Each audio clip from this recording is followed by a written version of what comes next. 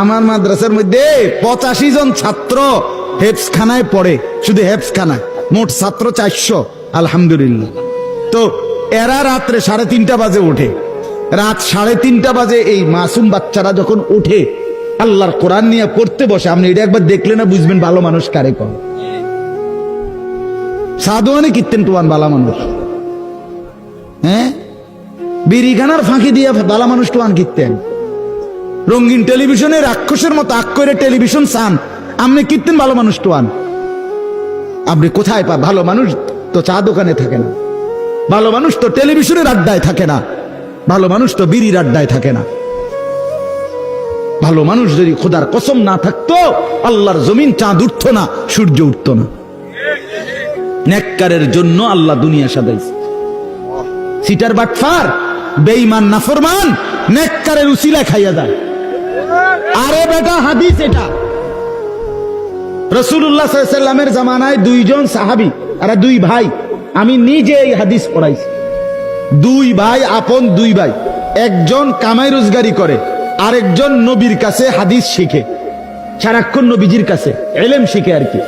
তো ওই ভাই একদিন আইসা নবীজির কাছে বলছে, ইয়া রাসূলুল্লাহ, তে একটা কাম করে না, হাদিস এটা, একটা কাজও করে না, সারাক্ষণ আপনার কাছে ইলমের জন্য পড়ে থাকে, হ্যাঁ হাদিস শিখার জন্য, আমি একলা কষ্ট হয় আমার।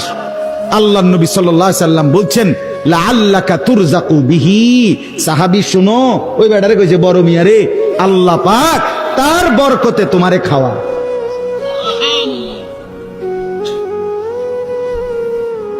কার বরকতে? তালেবে ইলমের বরকতে, তালেবে ইলমের বরকতে। এই আল্লাহর কোরআন যারা মাদ্রাসায় ছেলেরা মেয়েরা পড়ে, খোদার কসম তাদের বরকতে আমরা বাকিরা খাই।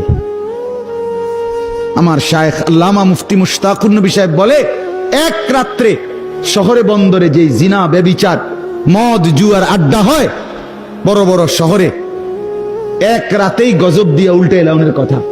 কিন্তু জায়গায় জায়গায় ফাঁকে ফাঁকে বিভিন্ন মাদ্রাসা হেফজখানা রাতের 3টা বাজে ছেলেরা যখন উঠে যায় আল্লাহর কোরআন নিয়ে বসে, তো রব্বুল আলামিন বলে, চেয়েছিলাম আযাব দিয়ে ধ্বংস করে দিতে, কিন্তু তোরা উঠে গেলি, তোরা উঠে গেলি বান্দা, তোদের হাতে আমার কোরআন দেখে আমি কেমনে আযাব দিই। ঠিক আছে, যা, তুলে নিলাম।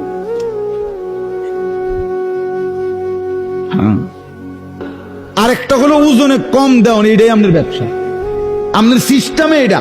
আপনি কাস্টমারের লগে কাঁচা মিশা কথা বলেন, আছে না এমন কথা বলেন? 30 বছর এই ঢাকাইতে এক তালে ব্যবসা করতে আছে, যে প্রতিদিন ওজনে কম দেয়। 3 নম্বর মালেরে 6 নম্বর মালেরে কয় 1 নম্বর, কয় যে এই জাফান থেকে আমরা বাড়ির উঠানে হালাইছিল, এয়ারপোর্টও আইছে না, ডাইরেক্ট এন্ডে যাইতে সময় বিমান, জাফানের যাইতে সময় এন্ডে হালাই দিয়ে, যে ডাইরেক্ট জাফান, মানে আমরা সালে পড়ছি জাফান। এরকম মিথ্যুক আছে কিনা বলেন না কেন? কাঠটা হারাম হয়ে যাবে, এ ব্যবসাটা হারাম, মরা বাপের কসম। মানে জিডার সামনে পাইবো কাঠ, সার কাপ, নুনের বাড়ি, আমনের জিডার সামনে বিডার কসম।